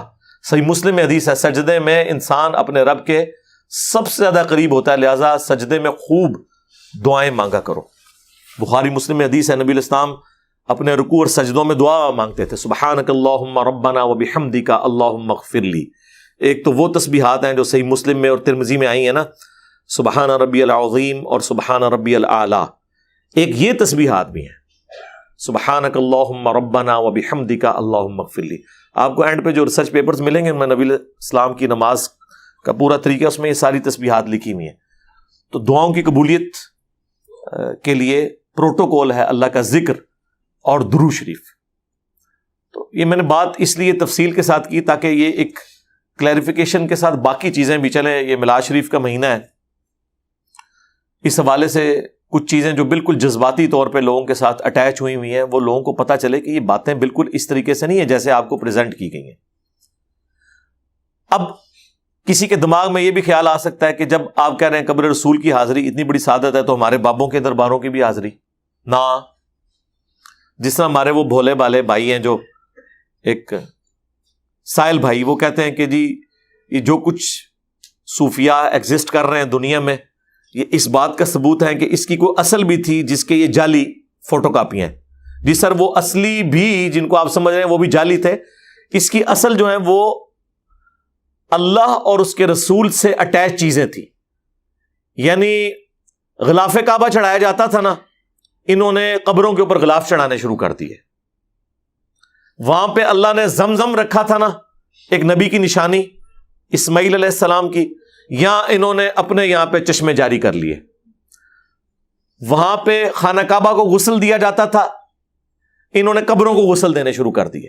تو اس کی اصل یہ تھی کہ انہوں نے نبیوں کو ریپلیس کروایا ہے اپنے بابوں کے ذریعے، یہ اس کی اصل تھی۔ باقی تو جس طریقے سے ہم نے پرانوں کے بھی سارے جتنے کچے چٹھے تھے ان کے کھولے ہیں، الحمدللہ ایکسپوز کیا ہے، اس کے بعد تو کوئی گنجائش نہیں رہتی۔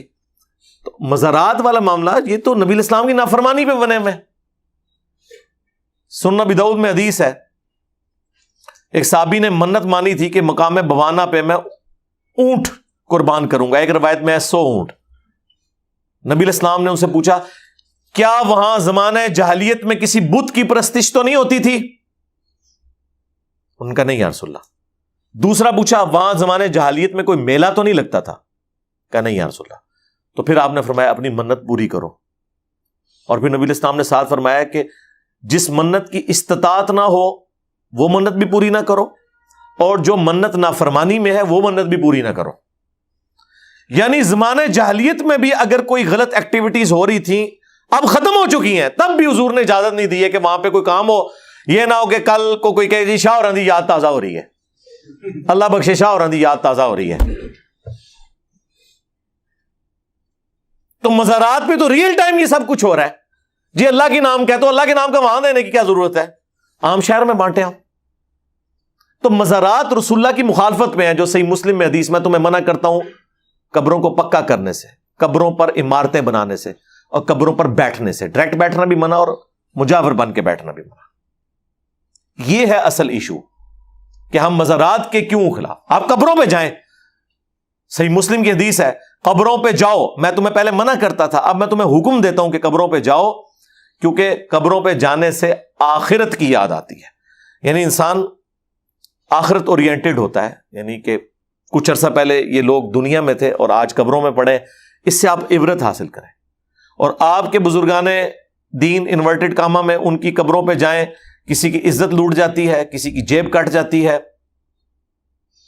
اور بہترین چرس، افیون اور نشاور چیزیں وہاں پہ بکتی ہیں۔ ظاہر ہے بزرگوں کی ڈیوٹی ہے نا، تو وہ ڈیوٹی پوری کر رہے ہیں۔ یہ کہتے ہیں نہیں پاکستان کے فلاں فلاں علاقے میں فلاں فلاں بزرگ کی ڈیوٹی ہے، چنگی ڈیوٹی پوری کی تھی ہے، اپنے مزار پہ بھی ڈیوٹی نہیں پوری ہو سک رہی۔ جب یہ بات کریں کہتے ہیں جی وہ کعبے بھی کرنٹ کی سی، تو سرکار کعبے کی گارنٹی اللہ نے لی نہیں ہے۔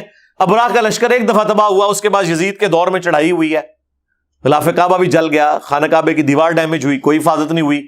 حجاج بن یوسف کے دور میں، اور بخاری مسلم حدیث ہے قرب قیامت میں ایک پتلی ٹانگوں والا حبشی کعبے کی اینٹ سے اینٹ بجا دے گا۔ کعبے کی گارنٹی کہاں لی ہوئی ہے؟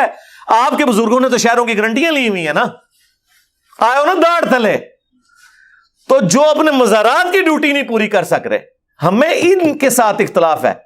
اور پھر کلیم یہ ہے کہ جناب ڈیوٹیاں سنبھالی نے، کھیت ہے مٹی، ڈیوٹیاں سنبھالی نے جی، نگاہ مار کے کر دینا۔ اور سرکار چھڑ دو، نگاہ مارو اور یوٹیوب سے نبی الاسلام کے خلاف گستاخانہ ویڈیوز ڈیلیٹ کرواؤ نا، نہیں تو ساڑھے بابا جی کہتے ہیں امت مر جائے، کہ نبی دی گستاخیاں ہو رہی ہیں اور امت کچھ کر نہیں رہی. امام مالک فرماتے ہیں پھر امت زندہ کیوں ہے؟ پھر مر جائے ساری، پھر مر جائے ساری. پوری عالم اسلام اس وقت یا تو مر جائے، یا تو مر جائے سارا عالم اسلام، یا پھر حضور کی عزت پر پہرا دے. بس دو باتوں میں سے ایک بات ہے. بس یا سارا اکٹھا ہو کے مر جائے تو یا پھر فرانس کو جواب دے. تو ہم نے کہا تھا بابا جی پہلے امت نہ مرے، پہلے وہ بابے مرن جنہوں کی ڈیوٹیاں نے. جہاں یوٹیوب کی ہارڈ ڈسک رکھی ہوئی ہے امریکہ میں، وہ بابا لبو کتنے جے؟ ہاں اس سے ہوتے پہلے 295 سیل وائی ہے نا کہ تو کیڑی ڈیوٹی پوری کیتی ہے بھائی. چلو ہم تو کچھ کر بھی نہیں سکتے نا نگاہ مار کے، یہ تو کر سکتے تھے نا. اور نہیں وہ بس حکم ربی. اچھا حکم ربی یہ ہے کہ گستاخیاں ہون، بھائی امت کی ڈیوٹی ہے. اور امت میں سب سے زیادہ ڈیوٹی بابے کی ہے. لیڈر کی پہلی ڈیوٹی ہوتی ہے نا. غوث کتب ابدال یہ صرف چسکے لینے کے لیے نام رکھے ہوئے ہیں، کرن نہ ڈیوٹیاں پوری. اللہ نے امت پہ چھوڑا ہوا ہے. ہاں اللہ کوئی انٹروین نہیں کرے گا، یہ آپ ذہن میں رکھیے گا، وہ امت کے کرنے کا کام ہے. اب تو خیر میں نے رجوع کر لیا اس پہ بھی کہ ٹھیک ہے آپ مزار پہ جا سکتے ہیں، ایک شرط کے ساتھ. وہ آپ نے بلند آواز سے کہنا کہ اے اللہ یہاں جو بابا جی دفن ہے، انہوں نے جو چھپ کے گناہ کیے اپنی زندگی میں، جو سامنے کیے، جو چھوٹے کیے، جو بڑے کیے، اے اللہ وہ بخش دے. اور پھر اونچی آواز سے آپ نے آمین کہنا ہے. اور یہاں ہم آپ کا غیبانہ نماز جنازہ پڑھ لیں گے. نہیں ان کو دعاؤں کی ضرورت نہیں ہے، انہوں نے گناہ نہیں کیے ہوں گے. عام قبرستان میں بھی دعا پڑھتے ہیں نا، السلام علیکم اہل الدیار من المؤمنین والمسلمین، صحیح مسلم میں آیا ہے. تو سارے مومنین مسلمین کے لیے دعا نہیں کرنی؟ قرآن میں حکم ہے ربنا اغفر لنا ولاخواننا الذین سبقونا بالایمان. اہل ایمان کی نشانی ہے کہ وہ اپنے سے پہلے مرے ہوئے لوگوں کے لیے دعا کرتے ہیں. تو کریں نا. اگر میرے بھائی آپ اپنے رشتہ داروں کے لیے دعا کرتے ہیں کہ اللہ تعالیٰ ان کے اگلے پچھلے گناہ معاف کرے، تو بابوں کے لیے نہیں کر سکتے کہ اللہ ان کے اگلے پچھلے چھپ کے کیے ہوئے، سامنے کیے ہوئے، چھوٹے کیے ہوئے، بڑے کیے ہوئے گناہ بخش دے. اللہ ان کی قبر میں کیڑے نہ پڑے. ہاں اللہ انہیں ہتھوڑا نہ پڑے. اس میں کون سی گستاخی والی بات ہے؟ آپ میری زندگی میں میرے لیے دعا کریں، میری قبر پہ کریں، میں تو خوش ہوں گا. ہماری کون سی چیز ٹیک پہ لگی ہوئی ہے؟ ہمیں تو مسلمانوں کی دعاؤں کا حصہ چاہیے. تو ہم ان مزارات کی مخالفت کرتے ہیں. اور نبی الاسلام کو اپنے والے سے اتنی ٹینشن تھی کہ بخاری اور مسلم دونوں میں حدیث ہے، اما عائشہ کہتی ہیں کہ جس مرض میں حضور کی وفات ہوئی ہے، جب آپ پہ گھبراہٹ ہوتی تھی تو آپ اپنے چہرے اقدس سے چادر کو ہٹاتے تھے، پاس پانی کا ایک پیالہ تھا، اپنے چہرے کے اوپر وہ پانی ملتے تھے بخار کی شدت کو کم کرنے کے لیے. اور ساتھ ساتھ فرماتے تھے لعن اللہ الیہود والنصارى، اللہ کی لعنت ہو یہود و نصارہ پہ، اتخذوا قبور انبیاءہم مساجدہ، انہوں نے نبیوں کی قبروں کو سجدہ گاہ بنا لیا تھا. اور اس کے ساتھ اما عائشہ کے الفاظ ہیں بخاری مسلم میں کہ اگر ہمیں یہ ڈر نہ ہوتا کہ لوگ قبر رسول پہ سجدے شروع کر دیں گے تو ہم قبر رسول کو اوپن چھوڑ دیتے. یعنی ویسے تو حجرے کے اندر تھی نا، تو حجرے کی دیوار بھی گرا دیتے کہ جب کوئی آئے اجازت لینے کی بھی ضرورت نہیں ہے، حاضری دے. لیکن ہمیں ڈر تھا کیونکہ نبی الاسلام ہمیں ڈرا رہے تھے. اما عائشہ کو ڈر تھا، ان کا ڈر ختم ہو گیا. یہ ہوتے تو کہتے ہیں اما عائشہ سے کہ بھئی وہ تو شرک تو ختم ہو چکا ہے. اس پہ میں نے تفصیلی ویڈیو ریکارڈ کرائی ہے، مجھے اپنے بعد تم سے شرک کا خوف نہیں ہو، آپ دیکھ لیں، میں نے ان کی طبیعت صاف کی ہے، انہوں نے جو دھوکہ دیا امت کو. صحیح بخاری میں حدیث ہے، دیکھنا میری شان کو اس طرح بلند نہ کرنا جس طرح نصارہ نے اپنے پیغمبر کو بڑھا دیا. میں اللہ کا بندہ اور اس کا رسول ہوں، مجھے اللہ کا بندہ اور اس کا رسول کہنا. تو نبی الاسلام کو ٹینشن تو تھی اس چیز کی کہ یہ کام نہ ڈال جائے. مسند احمد میں حدیث ہے، مشکات میں موجود ہے، نبی الاسلام دعا کرتے تھے اللہم لا تجعل قبری وثنا یعبد، اے اللہ میری قبر کو وہ بت نہ بننے دینا کہ جس کی لوگ پوجا کریں. بت کا لفظ قبر مبارک کے لیے استعمال کیا. بھئی جس کی بھی پرستش ہوگی وہ بت ہے، اس میں اس کا کوئی قصور نہیں. جس طرح عیسیٰ ابن مریم کا تو کوئی قصور نہیں ہے، لیکن جب ہم ڈسکس کرتے ہیں تو اس حوالے سے تو چیزیں تو ڈسکس ہوں گی. پھر بخاری اور مسلم دونوں میں حدیث ہے، نبی الاسلام کی بیماری کے دن چل رہے تھے. اما عائشہ کہتی ہیں کہ حضور کی 2 بیویاں آپ کے پاس بیٹھی ہوئی، ام سلمہ اور ام حبیبہ، جو ہجرت حبشہ میں شامل تھی. انہوں نے نبی الاسلام کے سامنے آپس میں گفتگو کرتے ہوئے کہا کہ جب ہم لوگ حبشہ گئے تھے، ہم نے ماریا نام کا ایک گرجا وہاں دیکھا تھا اور وہاں پہ تصویریں لٹکی ہوئی تھی. تو حضور اس تکلیف میں بھی اتنے اٹینٹو ہوئے. آپ نے فرمایا یہی تو ان کی خرابی تھی، جب ان میں سے کوئی شخص جو نیک ہوتا تھا فوت ہو جاتا تھا اس کی قبر کے اوپر وہ تصویریں اس کی لٹکا دیتے تھے، پھر وہاں پہ سجدے شروع کر دیتے تھے۔ قیامت کے دن یہ لوگ بدترین مخلوق بنا کر اٹھائے جائیں گے جو نیک بندوں کی قبروں کے اوپر سجدے کرتے تھے اور تصویریں لٹکاتے تھے۔ مسلم شریف میں حدیث ہے، جندب رضی اللہ تعالیٰ عنہ کہتے ہیں کہ نبی علیہ السلام نے اپنی وفات سے 5 دن پہلے ہمیں فرمایا کہ دیکھنا خبردار، اگلے لوگوں میں سے اگر کوئی نبی یا نیک بندہ فوت ہو جاتا تھا تو اس کی قبر پہ وہ سجدے شروع کر دیتے تھے، اسے مسجد بنا لیتے تھے۔ تم نے یہ کام میرے ساتھ نہیں کرنا۔ نبی علیہ السلام تو اتنی اس حوالے سے امت کو آگاہی دیں، اور امت جو ہے وہ مطلب یہاں مزاروں کو لے کے بیٹھی ہوئی ہے اور پورا دین اس کے اندر گھساڑا ہوا ہے۔ اللہ سے ڈر جائیں، اور اگر کسی کے دماغ میں کوئی فطور ہے تو وہ نکال دے۔ میرے بھائی یہ بڑا سینسٹیو ایشو ہے، لوگ بات تو کر دیتے ہیں کہ جناب یہ لوگ مزاروں کے خلاف بولتے ہیں، بھائی ہمارا کیا لینا دینا ان کے ساتھ؟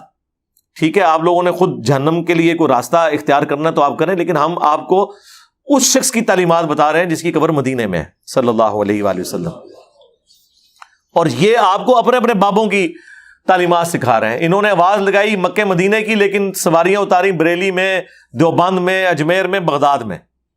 کتنا بڑا دھوکہ دیا انہوں نے، رسول اللہ کے نام پہ عزتیں ویل کی ہیں، چندے اکٹھے کیے ہیں، اور دین آپ کو اپنے بابوں کا بتایا۔ اور جو کوئی شخص جو ہے وہ یعنی انہیں جوڑتا ہے اور کہتا ہے کہ نبی علیہ السلام کی تعلیمات کی طرف آؤ، یہ کہہ کے کہ نبی کے جیسا ہے ہی کوئی نہیں، بابے تھے شے ہی کوئی نہیں، اسے کہتے ہیں نہیں بابوں کی گستاخی کر رہا ہے۔ گستاخی تو ان بابوں نے کی ہے جنہوں نے نبی علیہ السلام کے ساتھ جھوٹے عقائد منسوب کیے ہیں اور آپ کو اس طرف لگا دیے۔ اب یہ باتیں ہم اس لیے کرتے ہیں تاکہ آپ لوگوں کے دماغ کھلیں۔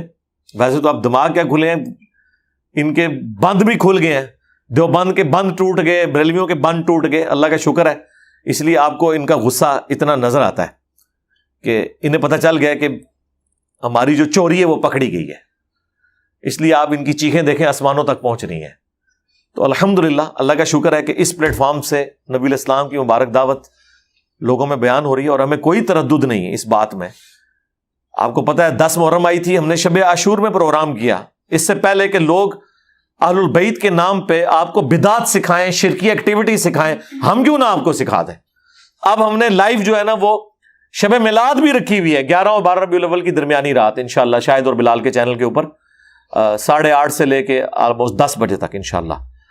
تو ٹھیک ہے، ہم لوگ بھی الحمدللہ اپنے نبی علیہ السلام کی مبارک دعوت لوگوں کے سامنے پیش کر رہے ہیں، آپ لوگ بھی کوشش کریں انشاءاللہ، جس کی بات میں وزن ہوگا لوگ قبول کریں گے۔ صلو علی محمد وآل محمد، اللہم صلی علی محمد وعلی آل محمد واصحاب محمد وازواج محمد وامت محمد اجمعین الی یوم الدین، آمین۔